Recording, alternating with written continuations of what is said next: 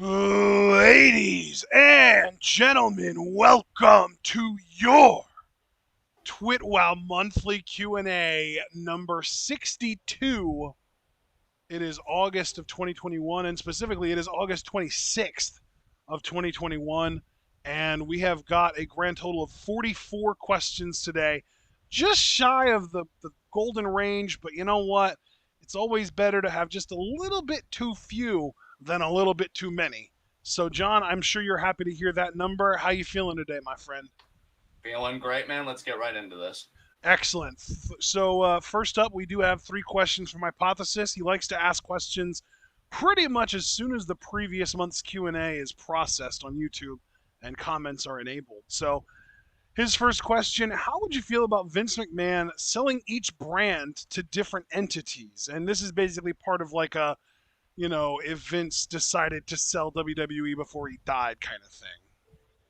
So, like, just to conceptualize this, right? I We're actually saying, have like, examples. He said Raw to NBC, SmackDown to Fox, and NXT to Triple H, etc. why not? Yeah, Why not? yeah. I think you kind of do like a neo-territorial kind of establishment with You that. know, You can't that would exactly be go back to how really it originally nice, was, but but it's yeah. Vince McMahon, so he's just going to want to keep the whole thing in the family, and he probably won't sell at all. Yeah, absolutely. So, next question. Do you see similarities between wrestling fans turning to Japanese promotions and anime and manga's rise in popularity? Um, I mean, possibly, but correlation doesn't imply causation.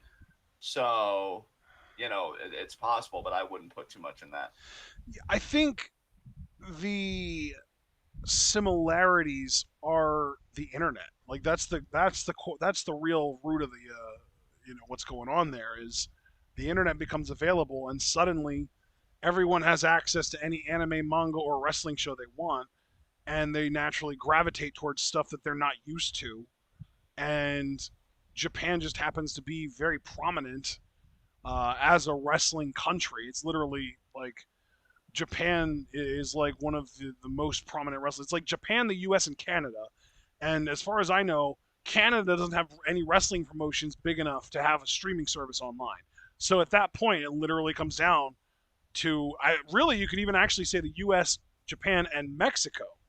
And I think that AAA and CMLL, or you know what, I'm going to specifically say AAA, doesn't really appeal to American wrestling fan sensibilities as much as Japan wrestling does. So I think it really just comes down to the internet exists now, and people are seeking things out that aren't necessarily available outside of the internet in America. It's not like we're generally able to watch Japanese wrestling on US TV, or anime is kind of becoming more popular. But anime has been shown on American TV probably before this, but as far as I know, since the '90s at least. So that's not really a super new thing, but it is propagating more now. It's becoming more popular. I feel like Attack on Titan might actually be one of, if not the most non Dragon Ball Z most popular anime in the U.S. I feel like fucking My Hero Academia is probably up there. Like, I feel like it's propagating for sure, but I don't think that it's like some weird like, oh, people are becoming weebs at a higher rate. I really do think it's just because of the internet. It's accessibility, right, John? Absolutely. Well All right. said. Next question. Third question: if WWE was a big company when Hitler ran Germany, how many events do you think they'd do over there? Oh, as many as would make them money. Yeah, If there was a dollar sign big enough, yeah, absolutely. actually, you know what? No, I don't agree with you on that because Vince cares too much about his patriotism, and I think that at the time, because America was actively at war with Germany, there's no way. There's no way that he would have run shows in a country that America's actively at war with. Well, then let me put it this way: if we had a Nazi Germany that was actively recognized as a U.S. ally, absolutely he'd Oh do it my for the money. God, yeah, for sure. like Saudi Arabia has so many human rights violations, it's ridiculous, and you see the money they're pumping in there because they're recognized as a U.S. ally. Yeah. So yeah, I do agree with you. I think I was a bit too rash in my answer there. They were recognized as a foreign enemy, but if we had a duplicate of Nazi Germany, which I'm pretty sure there's got to be a country that is, but is recognized by a U.S. ally, no media coverage, no anything. It's could just be like, oh yeah, let's take all the money they're willing to give us. Yeah. Absolutely, 100%. All right. So next set of questions are from Brandon Best. Two of these are for you, John. First question is for both of us, though. Is Nick Gage the biggest name on the independent wrestling circuit right now?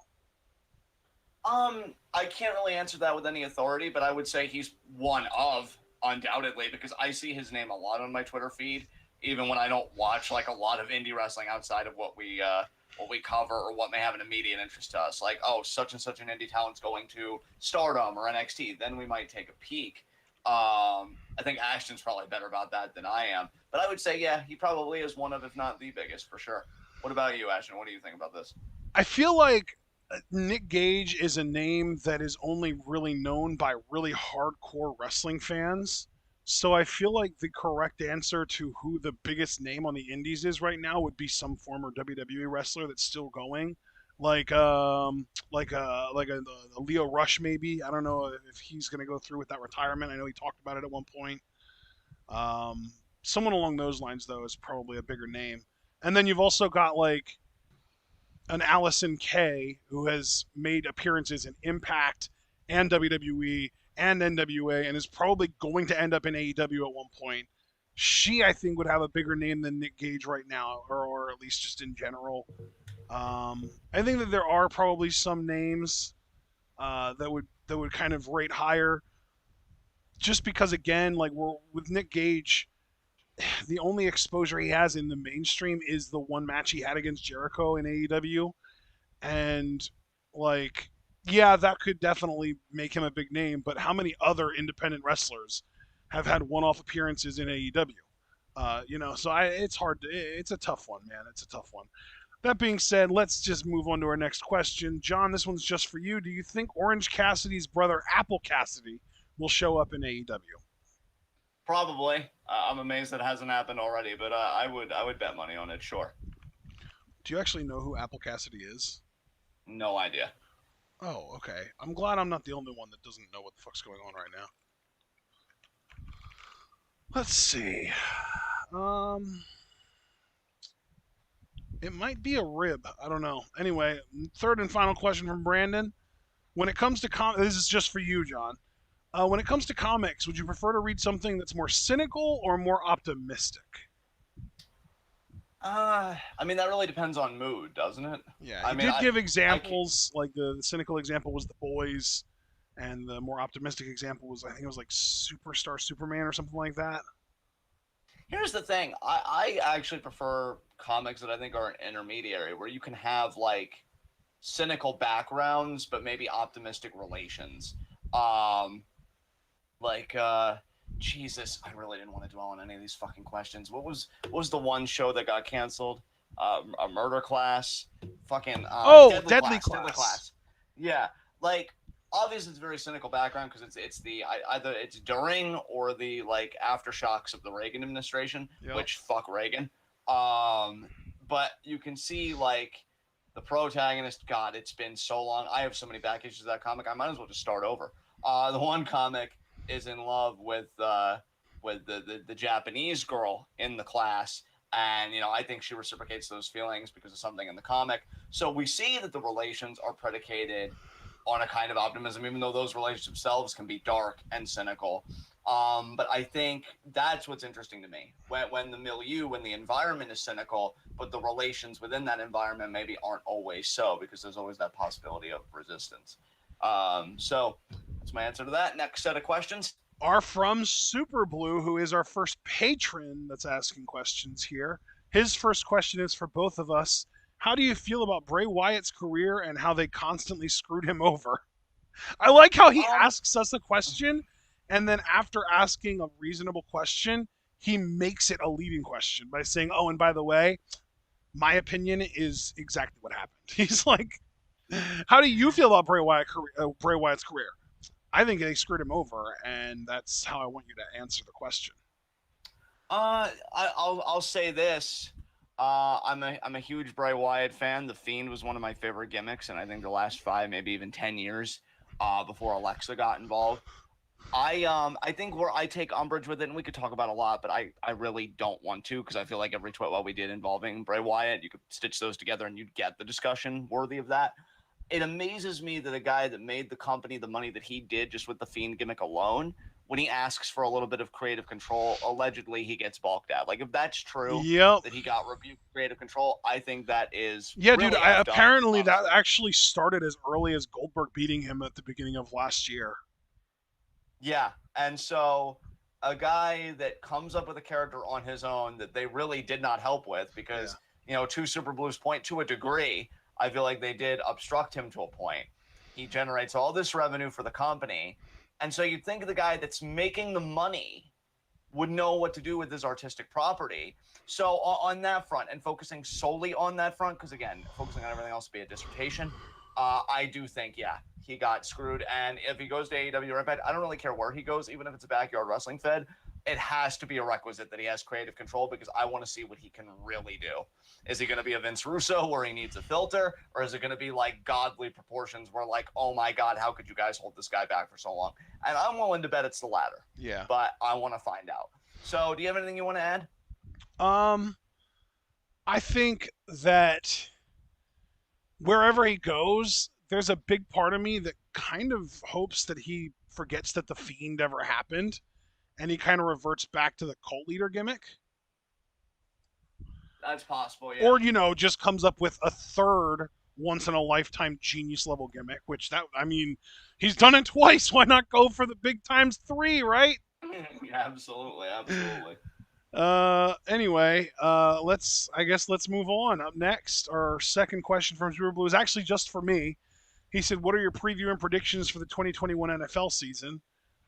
Man, it's probably going to be pretty similar to the 2020 season.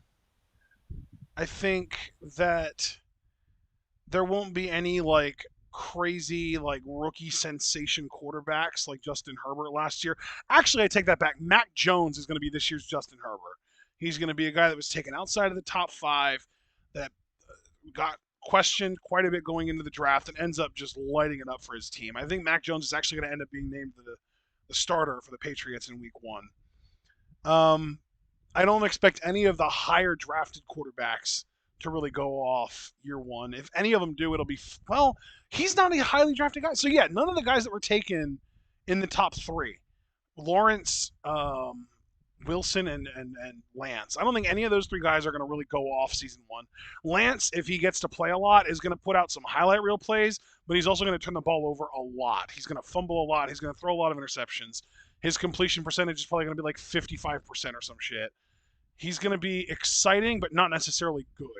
And then Wilson and Lawrence, I expect to just kind of have like your traditional meh rookie seasons, like more touchdowns than interceptions, hopefully, over 7 YPA, hopefully, over 60% completion, hopefully, but nothing spectacular.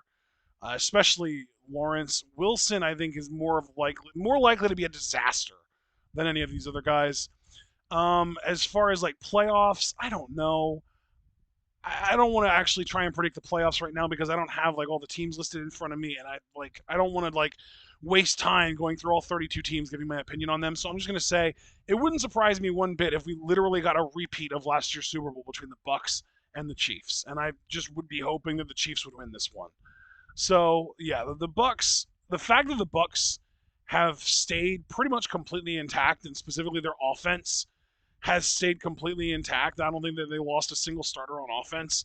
And they've kept Antonio Brown, who, once he joined the offense, it made it that much more explosive. It's pretty fucking scary. It's pretty insane. I think that if there's any team that's going to kind of challenge the Bucks in the NFC, God, I wish I could say the Bears, but Fields is going to be pretty good at best. I don't expect him to be playoff bound or anything. NFC though, I hope the Seahawks are really good. I really hope that the The new offensive coordinator there helps Russ to light it up. Going to be rooting for the Cardinals. The Rams are going to be good, but I don't think they're going to be as good as everyone thinks they're going to be. Yeah, I don't know.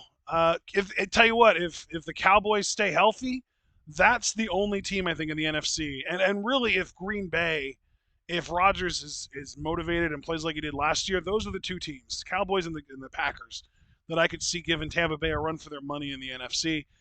And in the AFC, you have the Chiefs. If Ben plays like he did in that last preseason game, the Steelers could be legitimate contenders. Um, God, I wish I could say the Broncos because they've got such an amazing roster top to bottom, but Teddy Bridgewater is not going to get you to the Super Bowl. Drew Lock would need to hit like 80th percentile type outcome in order to get anywhere close to that.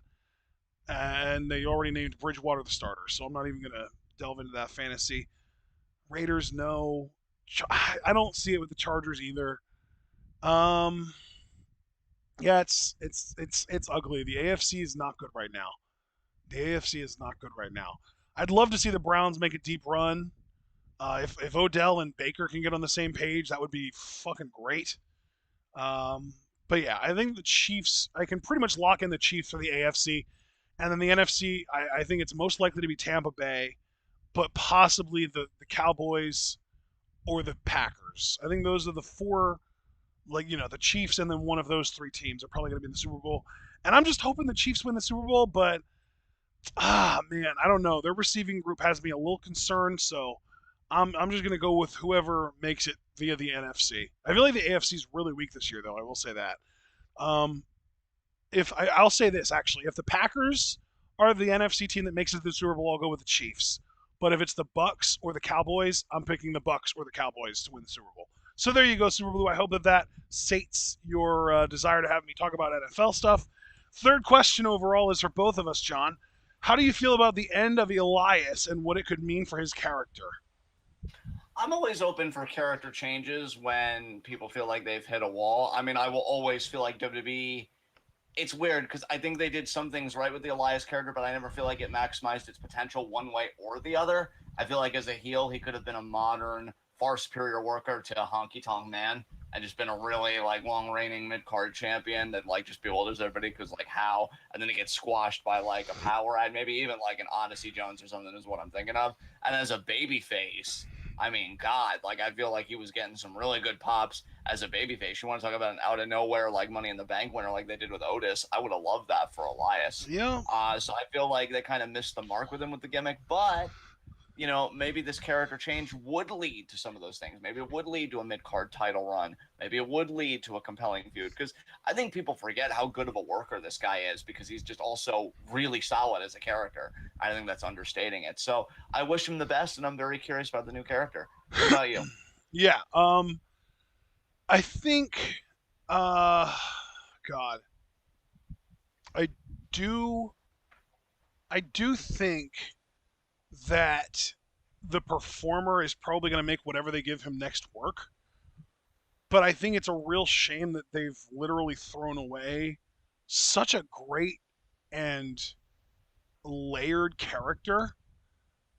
Because, like, you already talked about, he was a fucking incredible heel. We saw how much heat he got in that one. I think it was in Seattle I think it was in Seattle because they took a shot at the Supersonics. So, like, the Seattle show with him and Kevin Owens, we saw how much heat he could get as a heel. He works kind of like a heel, actually, in the ring with how little he sells and how, like, powerful his moves come off. But then even as a babyface, he was so good and so convincing and so likable. Because I think the performer himself is just a likable dude. Like, he just seems like a really cool guy. Like, it's easy to get along with kind of thing. And, like, the guitar gimmick worked so well for him, and it was unique. And I almost have to wonder if the reason that they're throwing it away is because of how good Rick Boogs is and how over he's getting on SmackDown, and they don't want to have two guitar players on their roster, basically. But I do still think it's stupid because I think that they were different enough and distinct enough that they could both fit, even if they were on the same show, they could both fit on the same roster. But obviously, ideally, if you have two guys that have similar gimmicks, you'd want them on opposite shows. But like, it would be cool to have one dude in Elias playing the acoustic guitar, another dude in Boogs playing the electric guitar on separate brands, so you get little hints of musical performances on both brands, and then maybe at some point we have them interact and have like a concert together where like they play together. It could have been really cool. And Elias's whole gimmick, I feel like, could have lasted forever. I feel like it's one of those evergreen gimmicks, like your, Kofi Kingstons of the world, like, the guys that are just like permanently over. They're like, you don't have to really put much effort as a writer into getting these guys over, but if you wanted to, you could get them like super duper over. And it's just, I really like the performer, so I think he's going to make it work no matter what it is, whatever the next thing is that he does. But I feel like it's a shame that they're doing away with such a good gimmick and such a gimmick with such staying power. I feel like, Absolutely. I guess we'll just have to see what comes next. In the meantime, next question. All right, next question. Cut a pro. Oh, Super Blue. It's Super Blue, so of course he's gonna do this. Cut a promo on that turncoat Show for attacking his better half, Yo.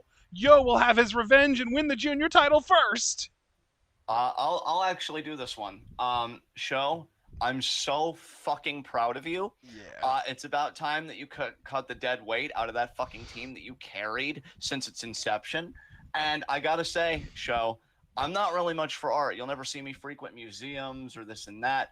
I'm very narrow in my intellectual interests, but I have to say, the image of you standing on Yo's fragile pencil fucking neck is a masterpiece. And I look forward to you doing it again with the junior heavyweight championship that has always been yours in your hands.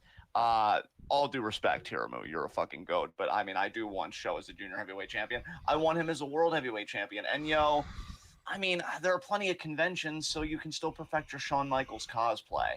Fuck off. I'm abstaining from this question because I'm sick and tired of being told what to do, and I will not be told to cut a promo on someone that I like. Nice. Way to channel a more evolved version of me. Next Fifth question. and final question from Super Blue. How do you feel about Arthur coming to an end next year? Fuck that aardvark. I'm really happy about it. The only thing they did right was trigger conservatives with that gay wedding episode. And I think also they did an episode, like, hinting at refugees. So I guess my more serious answer is Arthur was a long-standing educational program. To have the longevity that they did, hey, they beat out Caillou. Like, if I was a show and I had to come to an end, that would be my solace. Fuck Caillou. Exactly. So if I knew I outlasted Caillou, I'd be like, my work's done, fam.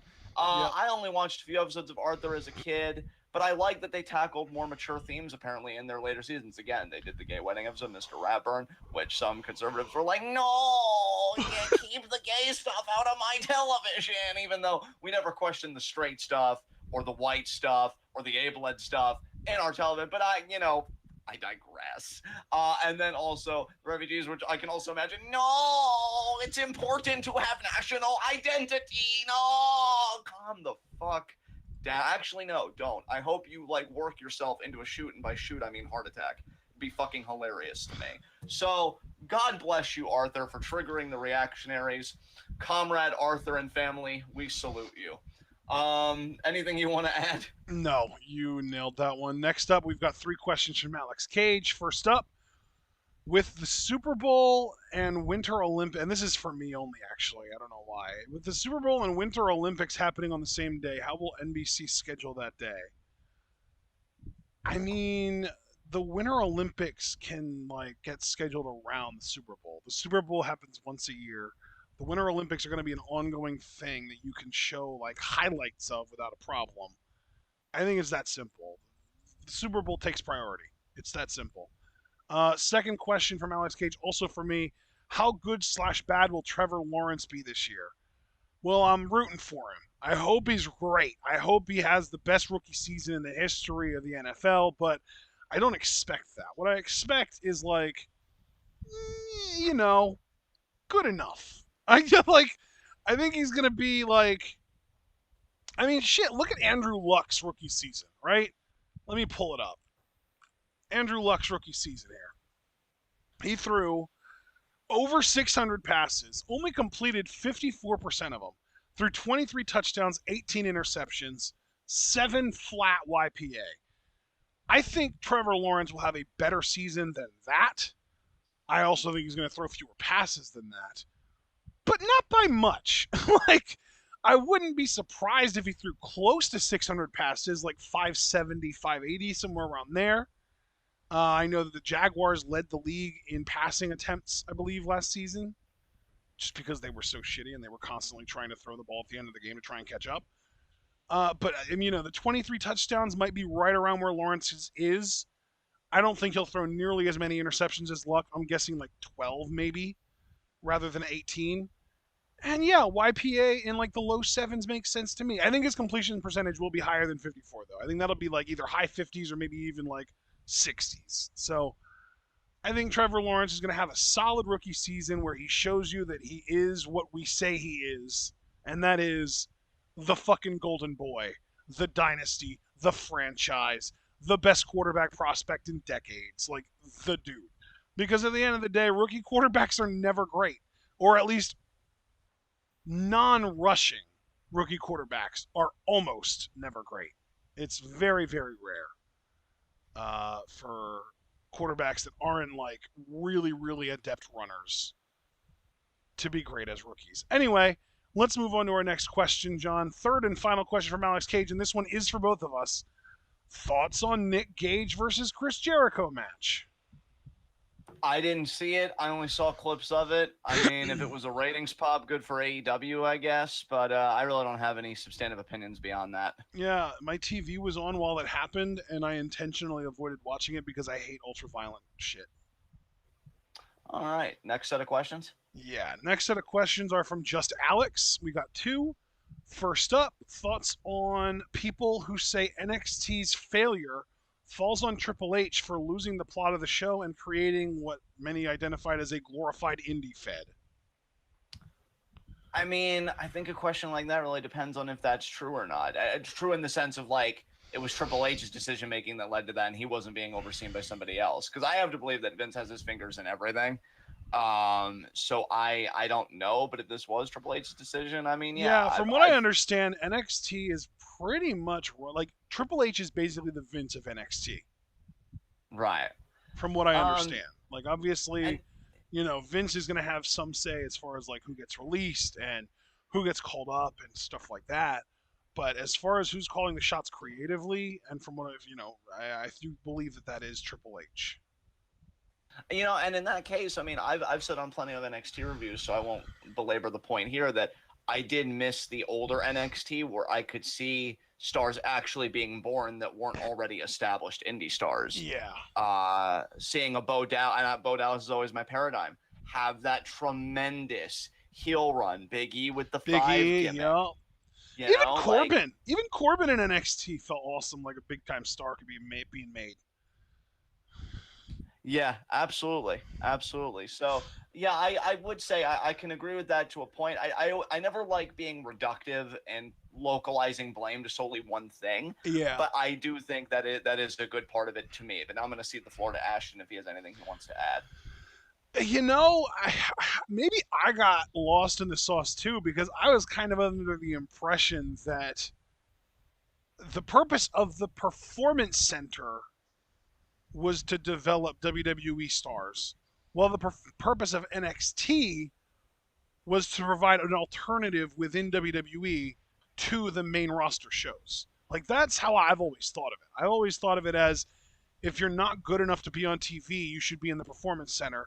If you are good enough on TV, then we can kind of sort you like fucking Sorting Hat in Harry Potter, depending on where your talents lie. Like, if you're purely like a character WWE made, mediocre in the ring but good enough to get by, really good promo, like, okay, you're going to Raw. If you're kind of good at everything, maybe SmackDown. And then if you're just like this ungodly in-ring performer that needs work on their promos, you're in NXT. Like, that's kind of how I've always seen it. I've always kind of seen NXT as being like WWE trying to put out a cool alternative to their own product. You know what I mean? So, and Yeah. I've literally felt that way since the beginning of what we know now as NXT post game show, and post weird ass NXT season 5 with fucking Johnny Curtis and Maxine running around, chloroforming Matt Striker. So like, you know, basically since the current inception of NXT with the original cast of like Seth Rollins and Richie Steamboat and Big E and Bo Dallas and that whole crew and fucking Aubrey Marie, I think it was, or Audrey Marie or something like that, and Paige and Summer Rae. Like ever since that initial crew, I've always kind of felt that way. I've always felt like NXT is just meant to be like WWE trying to provide fans with an alternative to their own product, so that even if you don't want to watch Raw and SmackDown, they still got you. You know what I mean? So Absolutely. maybe that's not the case though. Maybe NXT was always supposed to be a place where WWE made its future stars, and kind of allowed them to learn and allowed them to become stars in their own right. So then when they came up, they were ready to be stars on the main roster. But even then, I feel like NXT did a great job of that with Corbin, with Bo Dallas, with Big E, and none of them got used like stars when they got to the main roster. They all got fumbled. Oh, for sure. Absolutely. So like even when NXT did the thing that Vince is now trying to say that it was supposed to be doing all along, that fans are angry at Triple H for not doing more of, Vince still failed them. Yeah. So at the end of the day, in my mind, if you're going to do what Vince wants you to do correctly and have the product be good, and then Vince ruins it by taking all the stars that you're making and making them mediocre on the main roster, why not just try and have fun and put on a better product despite what Vince wants? He's going to fuck it up anyway. Who cares, right? Absolutely. So yeah, that's how I feel. So let's move on to our next question from Just Alex. What are your thoughts on Max Caster's AEW dark rap that got him suspended? Okay, here's my take on this, because I actually listened to this before we went live. Let me just check in with you. Did you actually listen to the rap? Yes. Okay, so we're both adequately prepped. All right. I'm of I guess two minds about this. And I didn't know it was all the way of a suspension, so I'll touch on that in a moment. If you were a taped show, I would at least say like maybe put a warning before the segment, like, hey, we're gonna air this anyway in the interest of blah blah blah. But just be warned, it has this content. But since it's a live show, I gotta be honest. No, dude, it's AEW Dark. That is a taped show. That is a tape show. Well, then, yeah, that's my first response for a tape show, is that like put a warning before the segment if you have this idea of artistic integrity, like he should be able to make the references that he made. On the other hand, though, if you don't even want to do that because you're like even a warning wouldn't assuage them, I mean, honestly, just tell the talent like up your game. If you're gonna take the cheap shots at Simone Biles and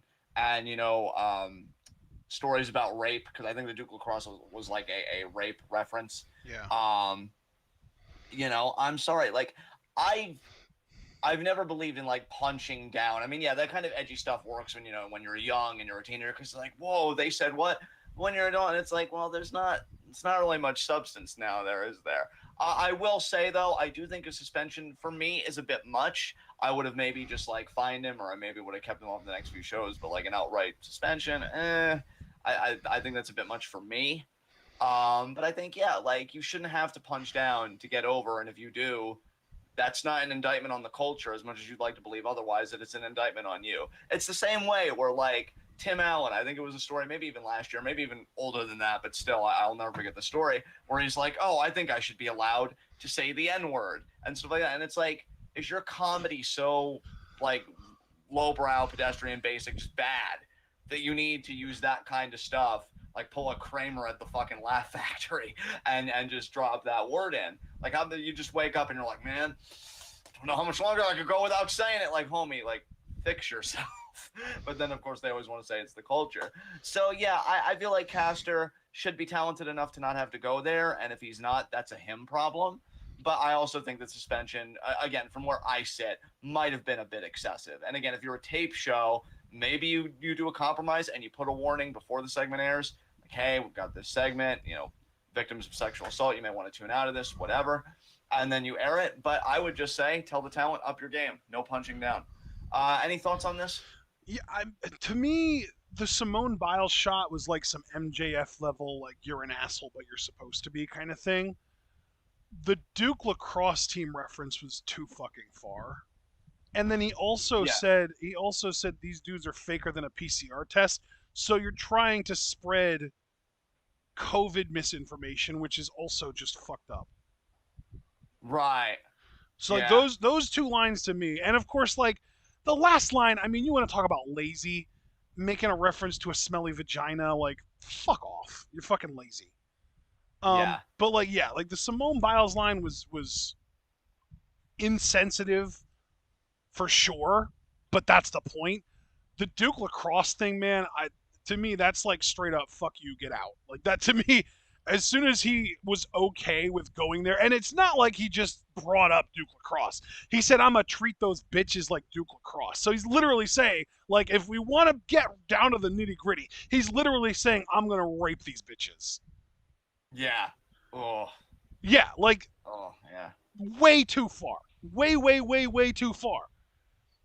And then the fucking PCR test thing is like it's like a 1-2 punch. It's like, okay, so you need to learn where to draw the line, and you also need to not do that ever again. You need like, I'm sorry, but if I am running AEW or if I have any power whatsoever in AEW, there is not a person on my roster that I'm okay with being like anti-vax or open to spreading COVID misinformation. Like I'm at that point, I'm your fucking hairline trigger gone.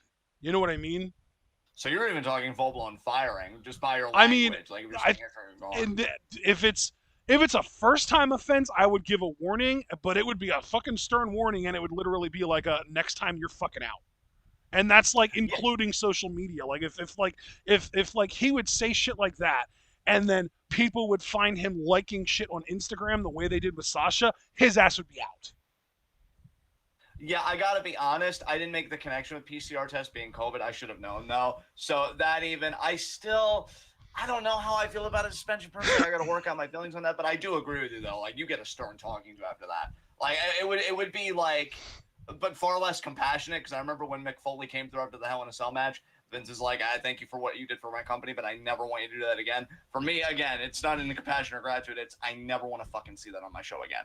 And if you ever do that again, like I think what you're I would not working actually for me. do, honestly, knowing that it's a taped show, I think I would actually censor those two middle lines in Yeah. some way. I don't know if I would like cut them out completely and just make him look like a bad rapper that can't rhyme, which maybe he deserves at that point, or if I would like do like the boop and literally like if people ask, I would literally just say he made an insensitive rape joke and he tried to spread COVID misinformation and just be completely blunt about it because that's the truth.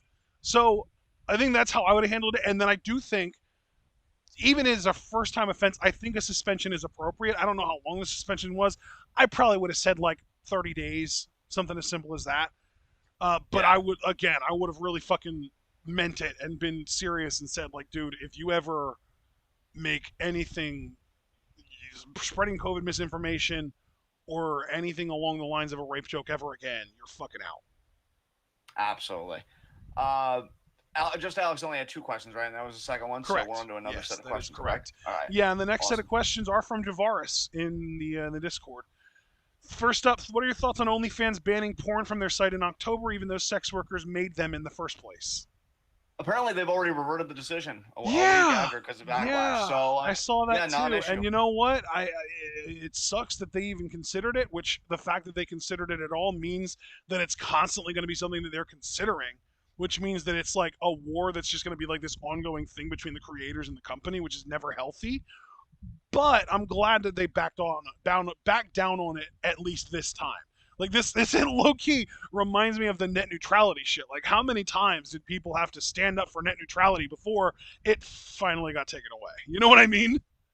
Precisely. Yeah, I agree with you 100%. And solidarity to all the sex workers and their supporters that made Yes. this happen. Good shit. All right. Well, this second question is kind of irrelevant now because it was how long into the ban will OnlyFans realize that they fucked up just like Tumblr did? I would say like 1 week. -6 weeks. Yeah. There you go. Yeah, I was going to say 1 week, but yeah, that was just after the backlash. They didn't even implement it yet. So, next question. Yeah. Next question. Next set of questions are from Abel, and the first one is a hot dog a sandwich? I'm going to say yes. Yeah, I think so too. Just yes.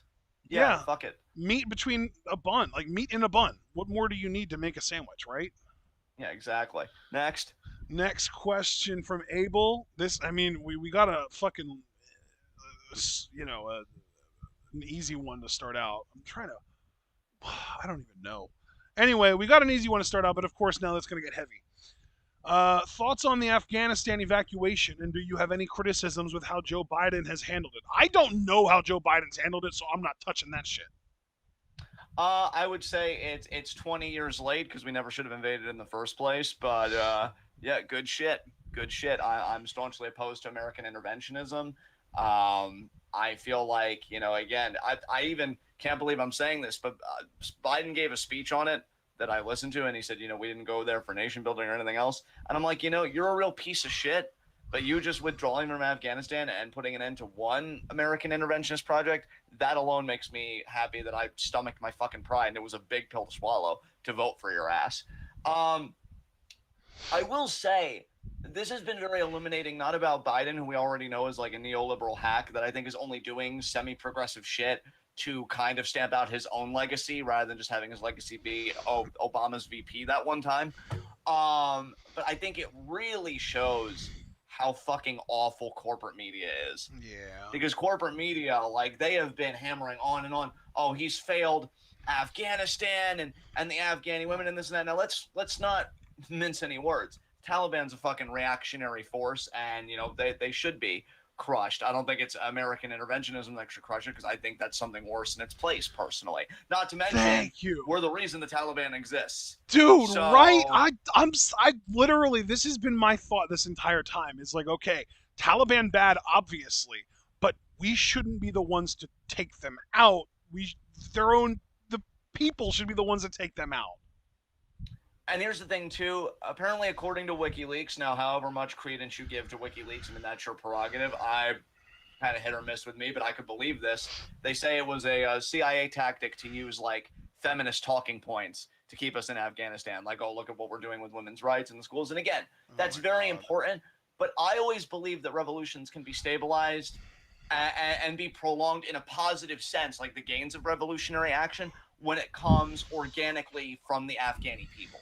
When it comes internally within the population, you can't do revolution. To me, and I've always been honest about this, guys. I'm nothing if not consistent. I've always said that I'm a utopian Marxist in the sense that my study of theory comes with my eyes and ears. I haven't read Marx or Lenin, and I've always been very upfront about that. But based on what little reading I've done, you can't do revolution from without. That to me is like fundamentally incoherent. The day the Afghani people themselves have an upsurge and an upswell of revolutionary popular support, then I think they can drive out the Taliban. Then they can institute their own kind of government. And if we don't meddle in it and we don't put sanctions on it like Venezuela and Iran, I'm sure they'll fucking flourish. Like I'm telling you guys, and I haven't really been shy about saying it on here either. America, to me, is the biggest terrorist organization in the world. That's just how I feel. So them getting out of Afghanistan, I think is and that's been going deal. on. Yeah. I mean, shit. Even fucking Obama with his drone strikes. That's some terrorist shit right there. Oh, but remember, he apologized for bombing that hospital, so we good. But yeah, next question. Will COVID ever die? No. Yeah, I mean that's COVID as we know it, with like the lockdowns and the masks and shit, is gonna die. But COVID as a disease is never gonna go away. No, I mean, shit. This isn't even the first strain of COVID that we've ever had. It's just the worst one so far. You know what I mean? Exactly. Like there have been multiple strains of it. This just happens to be the worst one yet. And from what I understand, like the Spanish flu had variants. The Spanish flu started, I believe, in the spring of 2018, and there were 3 waves. It was spring of 2018, summer of 2018, winter of 2018, and 2019, or 1918, and then 1919. Oh my God, I said 2018 and 19. Jesus Christ. But yeah, so like it had 3 waves, and then variants appeared every winter afterwards, basically, going forward. But each variant was less deadly and less likely, less infectious than the last, which is kind of one way that this is a little different, because apparently the Delta variant is more infectious. Although I don't know if it's more deadly than the original strain. I really don't. Um, but yeah, I mean, COVID. The thing is, this, like the Spanish flu never really went away. Polio never really went away. Like shit that we have vaccines for don't fully go away. They just become irrelevant, and I think COVID will eventually do that. It's just a matter of how long. Yeah, and it might be longer than most, only because of how mainstream anti-vaccination has become. God, it's so Which, stupid to me that people are less like it. It almost makes me wonder what percentage of the population refused to get vaccinated in 1918 and 1919 for the Spanish flu, because you got to imagine that there were people, like there were fucking people born in the 1800s, right? And those people, there were that generation's equivalent of boomers, had to be just as ornery as our baby boomers about lockdowns and wearing masks and getting vaccinations, right? Like it's not unique to this generation, or is it because the baby boomer generation is the most entitled generation of all time? I would answer you succinctly that I don't think it's unique. I just think in our generation it's amplified per social media and the connectivity of the internet. That I think is the big difference, is that now they can all kind of congregate ideologically, which makes them, to me, a more potent force. You get what I mean? So, kind of my 2 cents on that. Yeah. All right. Um, let's see. What do we have next? If you could ask one question to one member of the TWitWoW community, what would it be? Foster, how do you get your hair to be so beautiful? That's my question. So, there we go. That was way too easy for you. I would want to ask.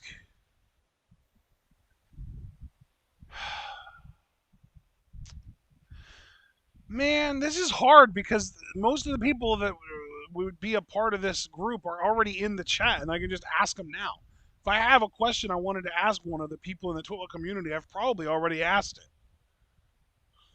That is fair.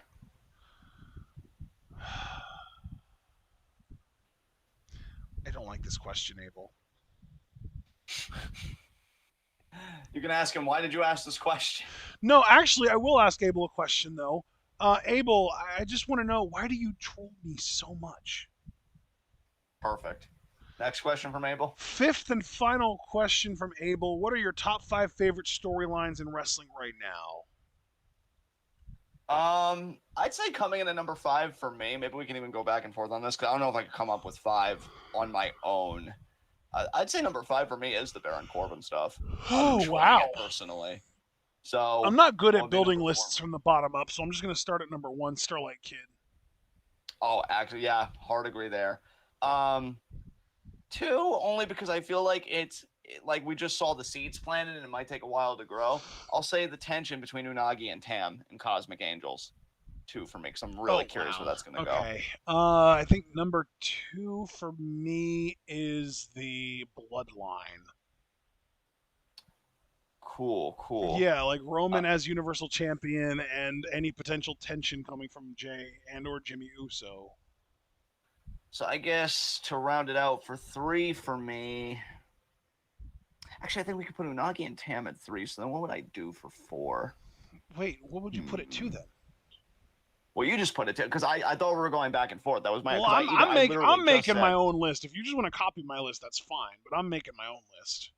I think I'll copy your list because you said Starlight Kid for 1, which I agree with. Yeah. You said Bloodline at 2.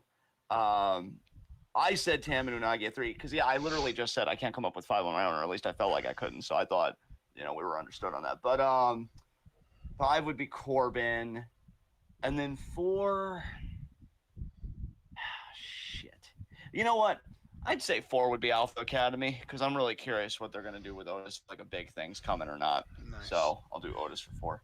All right. So number 3 for me would be Malachi Black, I think, in AEW, and like the sort of consumption of his face that the sort of, I guess you could call it like dead cells of, like the black face paint basically has been consuming his face. It's like every time we see him, there's more of it. So I want to see where that goes. That's very intriguing to me. Number 4 for me would probably be Index. That's an easy one. And at 5, let's see. You know what? I think this is mostly because of my mom. I'm going to say RK Bro. All right. Next question from Abel. Next question from Abel. I think that was the last one, actually, from Abel. Yeah, next set of questions is from Revel Icon. First question from Revel. What? I think this is a reference to something. Want to hold hands and dye this world black? We can catch the game. I don't know what that's a reference to, but I always answer these things unironically, so yeah, I'd be down for that. I think it's a Black Clover reference, actually. Oh, never watched it. Second question from Revel. Are we the new Americana? Is that also another reference? Well, there is a song called New Americana, but I don't know if that's necessarily what he's referencing. I mean, I guess. I don't know. Oh, God, Revel, what are you doing to us? Is it because I don't know what your favorite color is? Because I'm still not taking an active interest. Next question. Pick 6 wrestlers to help you host your Project X party. 6 wrestlers, Project X. Well, that sounds like something cool, so I'd obviously want Jomo part of it. And with Jomo, Frankie always follows, so Frankie Monet. Project X was like a found footage comedy teen movie. It was like basically the most insane party possible. Oh, all right. Well, we'll get John Morrison, Frankie, and Miz, because Miz is a Hollywood guy. You know what? He doesn't look anything. I'm gonna pass on Miz, but I will agree with you on Frankie and Johnny. My third person is gonna be Naomi. I like that because she looks like she's already ready for a rave. Since it is, like you said, it's a found footage teen movie, right? You did say the word teen. So I think I'll take Hanan and fucking Ruika as just like actual teens that can, play that part there. Awkward. And then, you know what? I think I'll take Tam as the maternal figure. So Tam. I don't understand these choices, dude. This is a party. You're going to have such a hard language barrier. I don't understand this. But then, we find a common language, maybe through art or music, They all just kind of dance and connect with each other that way. It's a beautiful moment. Multicultural kind of melting pot of this rave here. So, I dig it. Okay. All right. So I already named Johnny, Frankie, and Naomi. I'm going to add, let's see here. Who would be good for a party? God. This might seem random, but it's very intentional. Mark Andrews. Interesting choice. Because I want his bands to be the entertainment. Oh, cool. All right. I actually really like some of the music that they make. It's like a pop punk vibe, and I dig it. And then for number 5, Rick Boogs. That's easy. Hell yeah, Rick Boogs. Absolutely. Perfect. Next question. Next question Pick two historical figures for you to moderate their debate. Um, Can I go just right away? sure, absolutely. Karl Marx and Ronald Reagan. Love it. That's a great choice. Hmm. You know what? Let me moderate their debate to historical figures. I'm gonna say, hmm.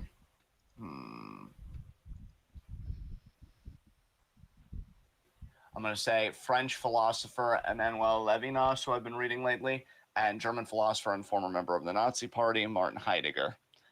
Just because, again, he actually responds to his work a lot, and I'd like him to say a lot of his stuff to his face. I think that'd be pretty fucking amazing, especially as a Jew that was a prisoner of war during the whole occupation. So that'd be really an interesting dynamic. So I'll go with that. Next question. Next question from Revel. Seth and Becky are on this SmackDown brand. Will we see WWE push them as the heel power couple? I hope they don't do that. That's too easy. I want them to keep them separate and kind of do their own thing.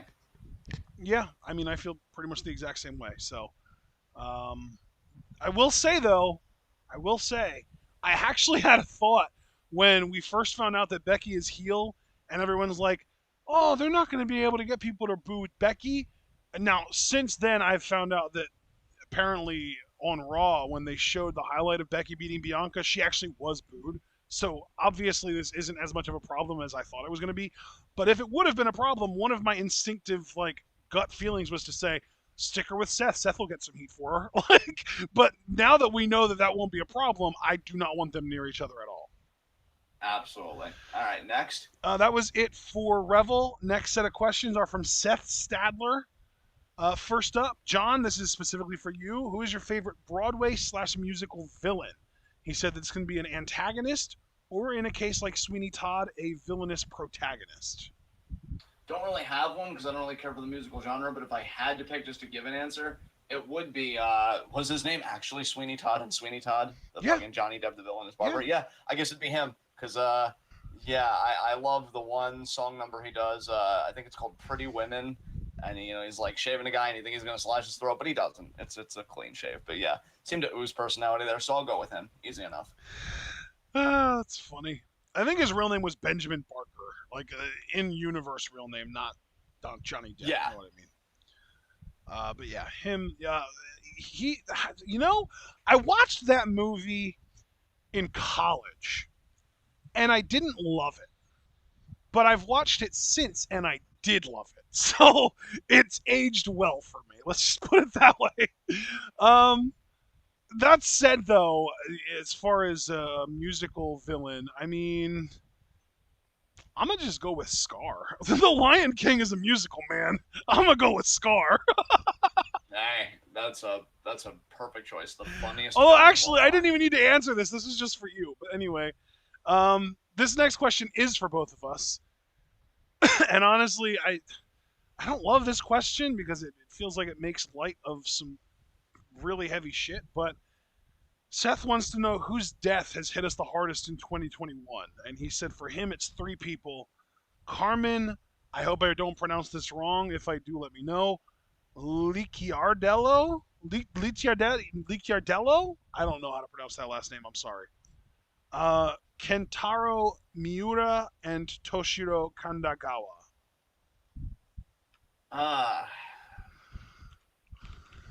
God, dude, I'm gonna level with you, and I really don't want to sound insensitive here. I'm just being honest. I don't even know who's died this year that has hit us hard, and I only say that because I say all the time, my perception of time, COVID has done something to me, because I don't even know. Because Hana Kimura was 2020, right? Yes. She wasn't this year, obviously, right? Because she would be like a big pick right there. Yeah, I was actually gonna say, I would have said Chadwick Boseman if he would have been a 2021, but he was 2020 as well. All of the major deaths that I'm aware of happened in 2020 because it was those two and then Brody Lee are, I think, the three that affected me the most personally. But those were all 2020. I mean, in philosophy recently, Jean-Luc Nancy, who I've read a little bit of his work. It's always awful for me, as a philosopher, when a big scholar in our field dies, especially one that I think is thinking about the stuff that actually resonates with me. Because American philosophy, that's a whole separate question, so I'm not going to touch that. But let's just say it's kind of mad to me. But just wrestling and entertainment wise, I really can't. I can't think of anybody. It's probably actually, you know what? God, I hate to even do this. I actually might have an answer to this, but I just need to confirm it first.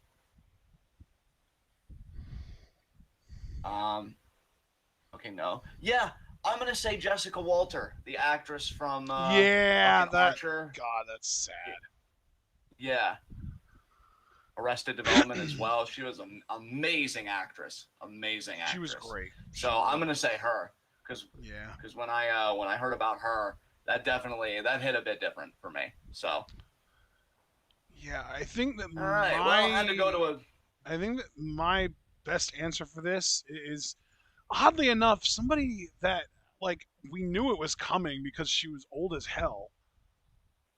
But I'm just still sad about it because I always loved her acting. Cloris Leachman. Yeah, I remember that. Yes, dude, she did so much. Oh my god, She was fucking great. powerhouse. And then Yeah. honestly, another celebrity death that really took me off guard and kind of shook me at least when I first found out about it. I've since kind of forgotten about it, and I don't really think about it often. But at the moment, I was like, "Damn, that's really sad." Biz Marquis. I don't think I know who that is. That's the dude that sings "Just a Friend." You say she's just a friend. You know that song. Right. I just remember. I feel like he was in like VH1 reality shows, and I really liked him. And now, yeah, he's gone, and he was young too. I don't think he was over like 55, maybe. Let me look. Biz Marquis. Um, does it say how old he was when he died, or do I have to do math? He was 57, which I still see that as relatively young for someone to die. Yeah, for sure. So I think those are the two for me. Let's move on from this. Third and final question from Seth. It's this one's actually just for me. What's your favorite TV series in the last 10 to 15 years? This is exceptionally easy. Mr. Robot. If you haven't seen Mr. Robot, it is art. Gonna keep it that simple and move on. Next set of questions are from Mark Schoneman. First up, it's still kind of a small sample size, but what would you say Edge versus Seth? Would you say Edge versus Seth is Edge's best match since his return? I personally would say so. So would I. Yeah. I think so too. Next question from Mark. Second question from Mark. Should they have had her either grab the tights or the ropes to use the leverage, to use for leverage while pinning Bianca? So this is like a Becky Lynch question. It's basically if Becky had to win, and if she had to win quickly, to preserve Bianca's credibility, should she have cheated to do it? And in this case, he's specifically saying grab the tights or feet on the ropes. I'm going to say to your specifications, sure, Mark. I also had a conversation with my friend James about this. If they actually had done a match, I would have done a spot where maybe Becky gets like a signature, or maybe even something that she's really confident will end the match. They do a great false finish with it. Becky kind of registers this look like, oh man, she really isn't anything to play with. Like, I thought I was going to have the element of surprise because she didn't even get to prepare for me, and I'm still having this tough of a time. Grabs the championship because maybe they did some kind of ref bump prior. Commentary's kind of bewildered, like, well, what's Becky doing? Because it's just out of her character. Clocks Bianca in the face and covers her that way. But yeah, any kind of way to clearly signal, like, yeah, guys, I'm the villain. Fuck you. I would have been down for it because I think the only real negative, and it seems like they're handling it well, and I am curious how Becky Hill Run will go, but there was a lot of confusion, like, well, was she just being cheeky and is still kind of a face, and are they going to turn Bianca heel? That was a fear that I had, Mark, or what have you. See, I think to more clearly telegraph it, I'm all for that, but how do you feel, Ashton? In my mind, there is one thing that they can do to completely redeem the way that Becky beat Bianca at SummerSlam. And it's the easiest thing ever, and they're not going to do it, and it pisses me off. The easiest thing ever, though. Have Becky reveal that she used a loaded wrist pad for the forearm. Oh, yeah. Yeah, that is such an easy out. Wow. Right? It's so simple because you can really, like, Bianca oversold the forearm, and then Becky got her in the rock bottom, and it would be really easy to say the rock bottom didn't even really do that much work. She was basically out on her feet before she even hit that move. And that just Yeah. clears it all up. That's like, oh, so Bianca didn't actually get knocked the fuck out in 2 seconds by Becky Lynch. It was a loaded wrist pad. There was a metal plate in there that cracked her over the head and knocked her out. That makes sense. That's so easy. That's such an easy reveal, and it fixes literally everything. But they're not going to do it, and I hate them for it. Next question. Third question from Mark. Am I the only one surprised that WWE didn't have a moment backstage between Bianca and Tamyra Mensah Stock? I don't know who that is, so I'm gonna say yeah. Oh, You are that's the only one. that's the woman that won Olympic gold in wrestling. Oh. That was on the show with Oh. Stevenson. That came out with Stevenson. You know, I'm not surprised, Mark. I feel like they wanted to make it its own separate thing, and I think when you have an Olympic talent in a WWE segment, I think it's got to be some hurdles. Like we don't know the legalese that goes on. Like, oh, are the can they show up? What rights are we? All that shit. Because everything's always got red tape underneath. So I'm not surprised. Because for all we know, it might have been a bigger headache than we think to do a segment like that. Because again, of her status as an Olympian and everything else. So I'm not surprised. All right. Fourth question from Mark. Do you think CM? Hang on 1 second. Okay. Do you think CM Punk versus Darby Allin could main event All Out over Omega Christian due to it being Punk's first match in 7 years and taking place in Chicago? I think it absolutely could, and it might even be smart to do so. But I'm going to be honest. I would respect AEW more if they were like, no, it's the world title. The world title is the most important thing. That goes on last. But I can understand with the logistics and everything involved, if they were like, no, you want to really maximize the pop and maximize interest, you have Punk main event. So I would not be surprised at all if that's what happened. So this is the asshole who doesn't like Chris Jericho or MJF coming out in me. I say you have Punk Allen open the show and then do Jericho MJF afterwards because the crowd's not going to have energy for it, and who cares if they do or not. Interesting. All right. That's All right. that's genuinely how I feel. Like I think that Punk Allen is a great opener. You're going to get the crowd hot as hell. They're already just going to explode, and it's kind of similar with Rampage.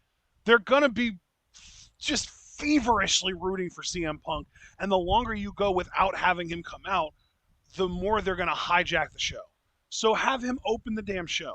Have him be the first music that gets hit. Or better yet, have Darby come out, and then the build up to CM Punk's music hitting is going to be huge. And when it does, it's going to be the pop of the night. Not even the main event is going to out-pop it. You have them have their match, and then you give them like a come-down match. And you know what? Because I know that AEW really, really loves MJF and they really want to make him into a big deal, you don't even have to do them that disservice. Have Paul White versus QT Marshall be the come down match. That's perfect. Yeah. All right. I like that. But as far as whether it could, but I don't think it will. I think that Omega and Christian Cage is definitely main eventing the show. All right. Next question. Fifth and final question from Mark. Is cereal soup? No. That's just it? You're just saying no? Yeah. No. That's it. Okay. I agree because the definition of soup includes that it is generally served warm or hot and that it is made by combining ingredients of meat or vegetables with, and then it does say milk, stock, or water, so it could include milk, but the idea is meat or vegetables generally served warm or hot. So like those are like disqualifiers for cereal. I don't think cereal is soup, no. So next up, we have 3 questions from Rotten Butter, and of course we already know what the first one is. I can tell you on the music front, I'll get right out of the way. It's been a bit of a slower time for me music-wise. I am excited, though, because Mosaic, September 3rd, is coming out with a 6-track EP that I am stoked as fuck for. But Untitled Chapter did come out with a new song, which I actually posted a link to the music video of that in the music channel of our TWitWoW Discord, which you guys can join for $3 a month if you haven't already. It's great. I love the dude. I think he's only like 18. I'm really excited about him. And I say this with all sincerity and not trying to be an asshole. I hope he lives a long, happy life where he can cultivate his artistry and it's not like a Juice World or a Mac Miller, and he can really cultivate his talent. Because I was even talking with my brother-in-law today about how much rap and hip hop, like how much young up and coming talent that it's lost because of like the drug war or just some bullshit or whatever. I'm really excited about the young talent coming up, so I'm hoping he stays healthy and he stays good. Beyond that, I know my family and we finished American Gods. Really sucks that the show got canceled because the note it left out on it's like, wow, you're gonna leave fans with that. I have heard rumors that they might do like a movie like Netflix did with Sense8, and so maybe they'll get closure that way. We watched a reality show called Sexy Beasts. It was a good kind of cringe. More Brooklyn Nine-Nine, and I think we did other stuff that for the life of me I probably wouldn't be able to recollect. Obviously, Ashton and I were still doing the Marvel stuff, keeping up with What If. I think we even just watched the latest episode last night because we forgot watch it late Tuesday night. And that's been really good. I love the animation style of What If. I think it's really cool. Obviously, still playing Rocket League together in Brawlhalla, although when Ash didn't get secured in his new place, I did get him the game It Takes Two for his birthday. I got myself a copy. And so I'm really, really excited to play that because it's gotten rave reviews. Some people have called it the best multiplayer they've ever played. So I'm fucking stoked for that. Oddly enough, this month for me has been more subdued in the best way. Like my mental health has felt amazing because I'm staying off the computer more, occasionally going on the tablet in case my friends message me or whatever. And I've just been doing a lot of reading. So this has been a very like philosophy heavy month, very theory heavy month. And that's just how I like it. Perfect. And yeah, I think the only other thing I've been doing worthy of note is I've actually been checking in on Corbin's Twitter feed for updates on this storyline because he actually got a windfall recently. He's been doing well in Vegas, but I'm expecting him to lose it all before long. Okay, I have to ask, do you check in on Tam or Unagi or Starlight Kids Twitters to check in on their storylines? Not usually, only because I don't want to get spoiled because I know we actively cover Stardom. Now, granted, we actively cover WWE too, but the way they update their storylines, like you're probably not going to see that stuff on TV anyway, which is what you and I gripe about. So no, I rarely check in on them. Occasionally I'll check in on Starlight Kid's Twitter, and it's fine because I never translate the tweets. So I'm like, oh, she seems happy. That's good. But yeah, I'm gonna cede the floor over to you. Sweet. Walk us through. Yeah, I know, right? Walk us through your month, man. God. Well, I mean, on the 3rd of this month, I got my new laptop, and it is incredible, but it hasn't been without its bumps in the road because of Windows, not because of the hardware. Windows 10 is a buggy mess. It came installed with McAfee, which I tried uninstalling and it ceased up the computer, literally froze the whole fucking thing. I had to do a hard restart. Since then, I've experienced other issues where I would have my computer completely freeze up and I'd have to hard restart it. I did that I think 2 or 3 times before I was like, okay, fuck this. I did a clean install of Windows, and I haven't had that problem since. So fingers crossed, there was some kind of software that was causing that problem that is gone now, and the problem's fixed. The only real complaint that I still have, 2 actually, I have a stuck LED in the front that I don't know how to turn off, and I don't know if it's possible to turn it off. And my mouse does experience some serious Bluetooth lag from time to time. Obviously, the easy solution to that would just be to plug it in, but I don't actually know if I have a USB-C to USB-C cable that I could connect my mouse to my computer directly with. So that's interesting. Still loving the computer though, and because I do have this new computer, I have been playing more games lately. I played maybe a half hour-ish of GTA 5. It was fucking incredible experience. I had all the settings cranked up to ultra. I was just never dipped below 165 frames per second, and that's the screen's refresh rate is 165 hertz. I ran a benchmark that was called Unigen Heaven, and I ran it at max resolution, which on my computer is 2560 by 1600. I have a 16 by 10 screen. and I ran it at max graphical quality, and I still got like 157 FPS, which blew my fucking mind. So yeah, very very happy with the new computer. It's goddamn amazing. And again, if I could do away with the LED that won't turn off and the Bluetooth lag, it would be perfect. Especially now that I'm not dealing with the issue of Windows freezing on me. I don't know what the hell caused that, but I'm glad it hasn't been an issue lately.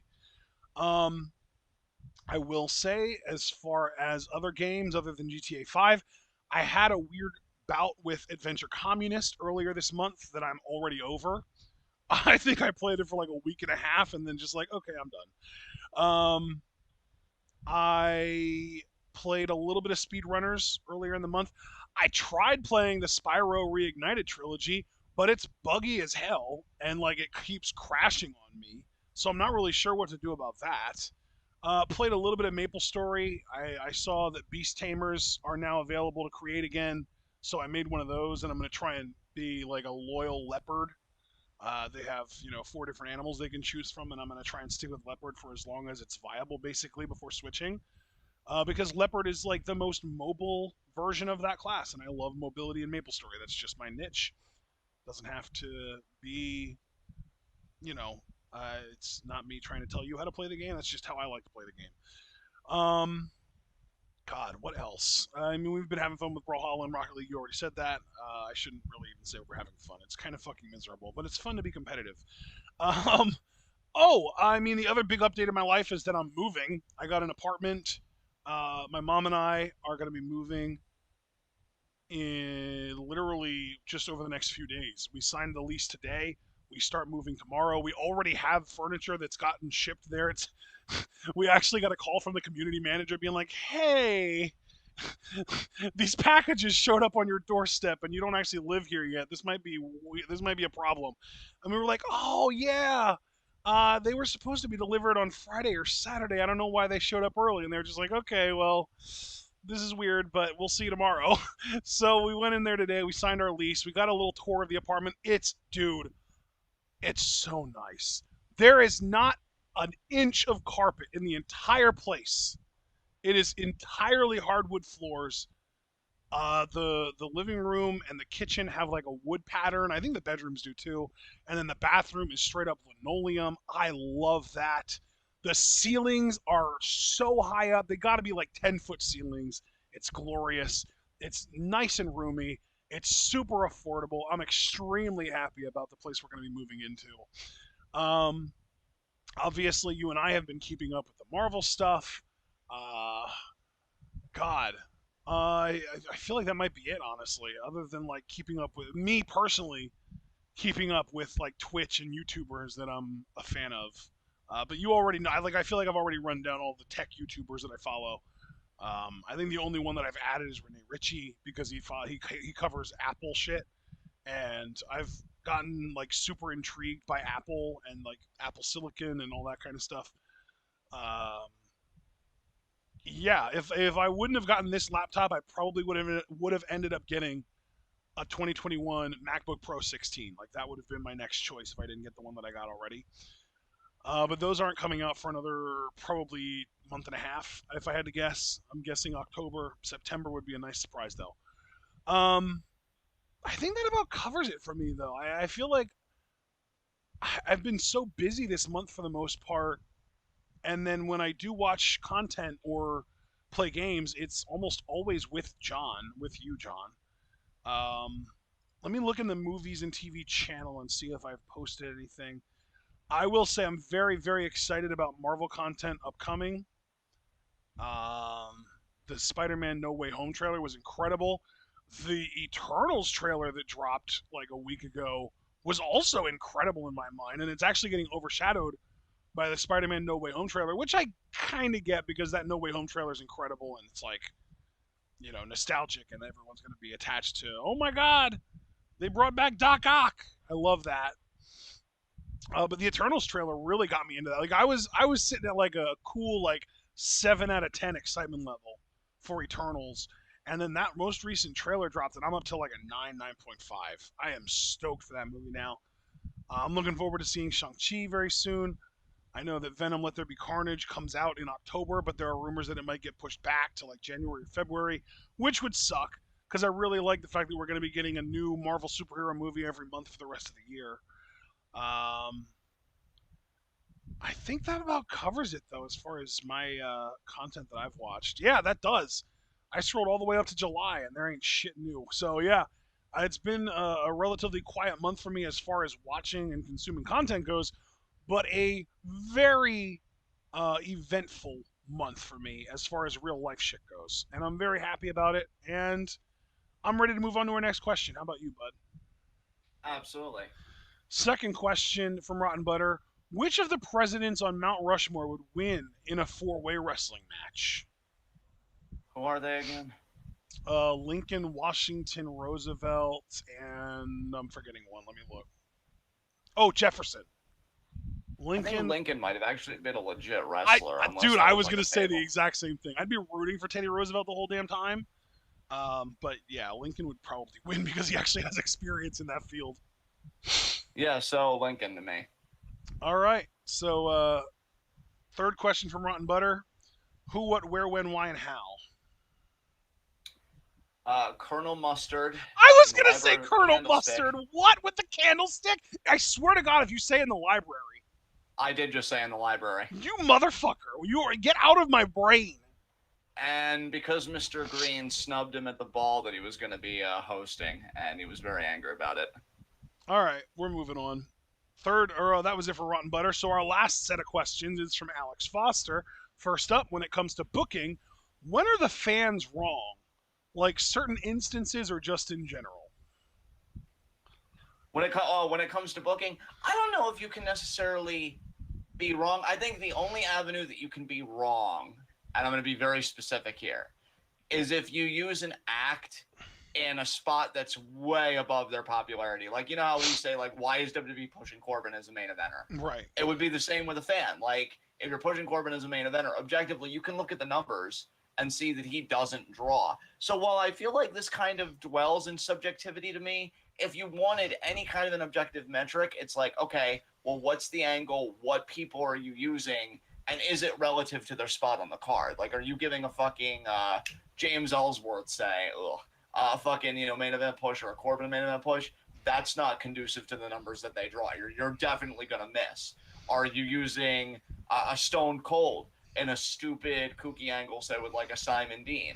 Well, it's probably going to do big numbers because it's Austin, but it's a total waste of his talents. So I think maybe there you could say that they're wrong, but I think in general, when people do the conjecture and the booking, you're not really going to know if they're wrong until their ideas get implemented, and that's precisely why they're doing it in the first place, is because they don't have the power to implement them. So it's just conjecture for them. But yeah, that's how you know if they were wrong, is does it draw or not. Yeah.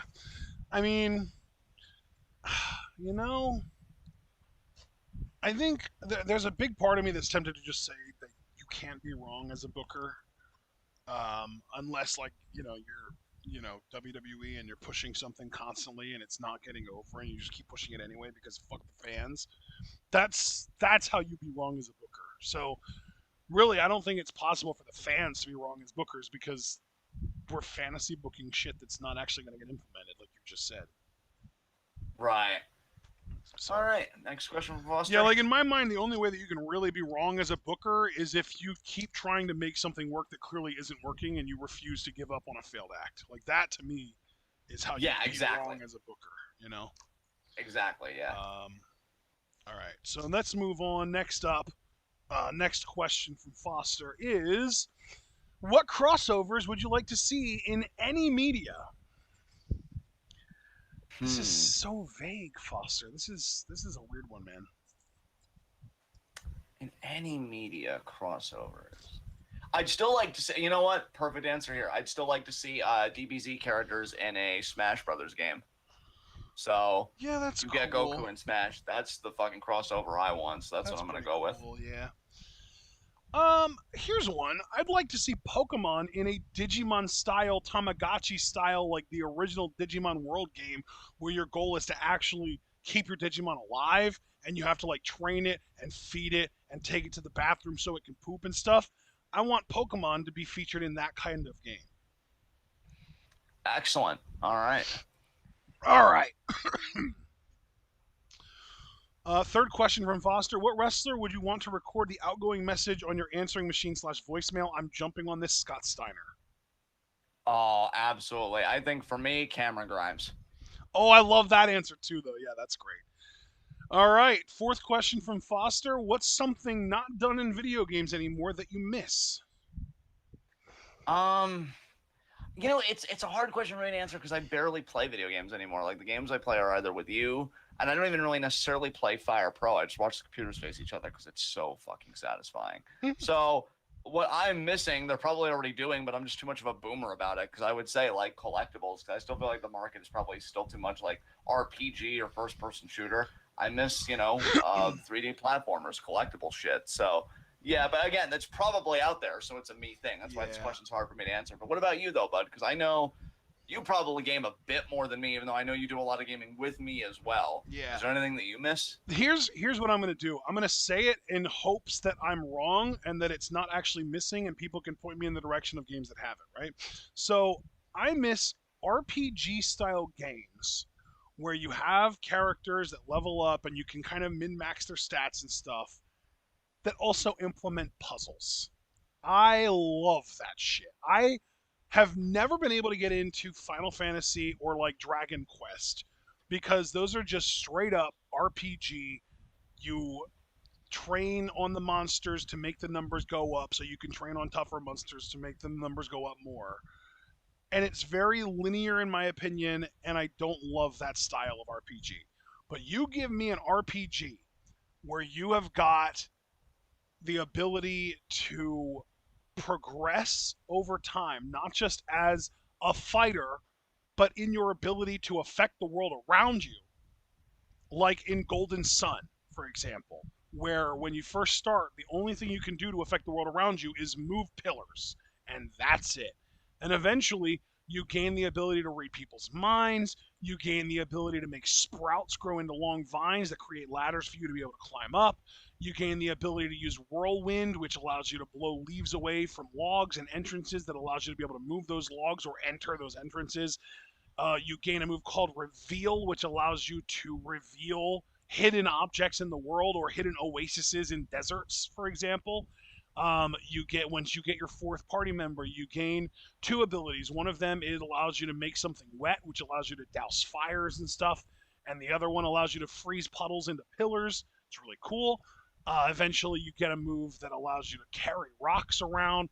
You get a move that allows you to like knock over pillars, like all these different abilities that allow you to affect the world. I want a game that implements that with puzzles into your standard like JRPG packaging. You know what I mean? Basically, what I'm saying is I want games that play more like Golden Sun and less like Final Fantasy. That's what I'm saying. All right. Good shit. Fifth, and not only Foster's final question, but the final question of the entire Q&A here, John. Name a cartoon you haven't seen, but in hindsight, you want to give it a chance. I think that's really easy for both of us. We've been talking about Owl House. I've seen a lot of good shit about Owl House. That can be your answer. My answer is actually going to be even better. Samurai Jack.